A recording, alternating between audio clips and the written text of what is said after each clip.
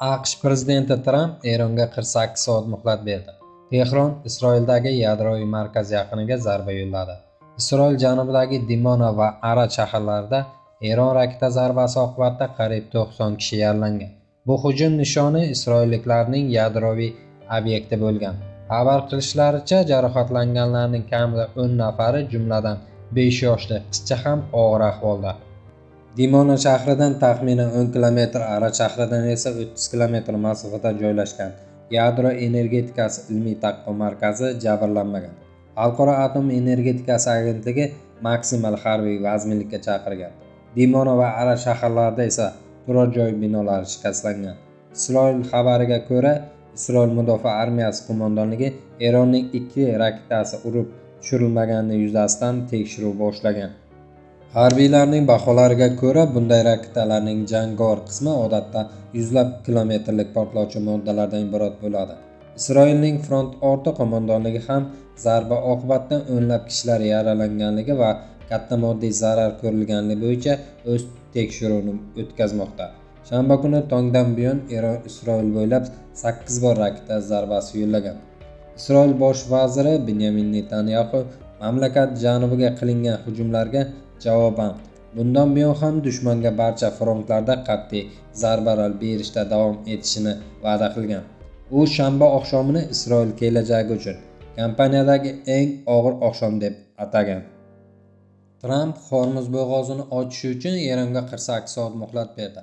AQSh prezidenti Donald Tramp agar Tehron 48 soat ichida Hormuz bo'g'ozini ochmaydigan bo'lsa, Eron elektr stansiyalarini yakson etish bilan tahdid qildi. Agar Eron tahdidlardan voz kechib, Hormuz bo'g'ozini 48 soat ichida to'liq ochmasa, Amerika Qo'shma Shtatlari ularning eng yirik elektr stansiyalaridan boshlab turli elektr stansiyalarga zarba berib yo'q qiladi, deya yozgan Tramp o'ziga tegishli bo'lgan platformasida.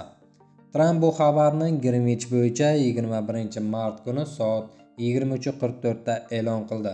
Bu esa Eronda bo'g'ozni ochish uchun Greenwich bo'yicha 23 mart kuni soat 23:44 ga qadar, Tehronda 24 mart kuni soat 03:14 ga qadar vaqt borligini anglatadi. Avvalroq Tramp ijtimoiy tarmog'ida AQSh Eronni xaritadan o'chirib yuborish bilan tahdid qilgandi. U Erondagi maqsadlariga erisha olmagani haqidagi taxminni rad etib, shunday degandi: "Aksincha, uddaladik.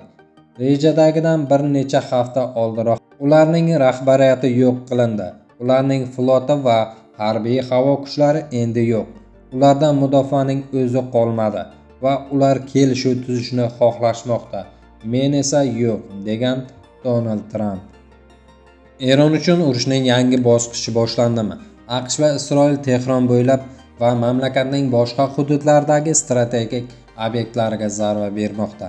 Shanba kuni isroillik harbiylar o'z aviatsiyasi Eron poytaxtidagi yadroviy ishlanmalar ilmiy tadqiqot markaziga zarba berganini xabar qildi. Isroil armiyasi ta'kidlashicha, Malik Ashtar universiteti qoshida joylashgan ushbu strategik obyektdan Eron mudofaa sanoati yadro quroli komponentlarini ishlab chiqish uchun foydalanilgan.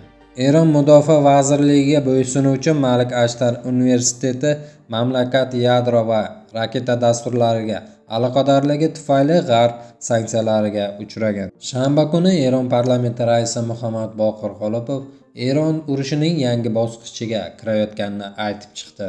Haftadan oldindan rejalashtirilgan keyingi strategiyalarni amalga oshirishni vaqti keldi. Agar Isroil yaxshi qo'riqlanadigan Dimona hududida raketalarni tutib qololmasa, bu operativ nuqtai nazardan mojaro yangi bosqichga kirganning belgisidir. Isroil osmoni himoyasiz, deb yozgan u X platformasida. Isroil Yevropani ogohlantirmoqda. Isroil mudofaa armiyasi Eron Yevropaga tahdid solayotganini ma'lum qildi. Ijtimoiy tarmoqlarda e'lon qilingan xabarida Sahal Eronning 4000 kilometrgacha bo'lgan masofadagi nishonlarga zarba bera oladigan uzoq masofali raketa uchirganiga izoh bergan. Gap haftadan AQSh va Buyuk Britaniyaning Diego Garcia orolidagi qo'shma bazasi tomon uchirilgan 2 ta raketa haqida ketmoqda. Ularning birontasi ham nishonga yetib bora olmadi. 2025-yil iyun oyida Rissin-Lion amaliyot chog'ida Sahal Eron rejimi Yevropa, Osiyo va Afrikaning o'nlab mamlakatlariga tahdid soladigan uchish masofasi 4000 kilometrgacha yetadigan raketalarni ishlab chiqarish niyatida ekanini aniqlaganda, Eron rejimi buni rad etdi. Bu haqda aytgandik. Eron terrorchi rejimi global xavf tug'dirmoqda. Endi London, Parij yoki Berlingacha yetib bora oladigan raketalar bilan, deyiladi isroilliklar bayonotida. Xabarimiz keng tarqalishi uchun videoga like bosib, kanalga obuna bo'lishni unutmang. Xayr, salomat bo'ling.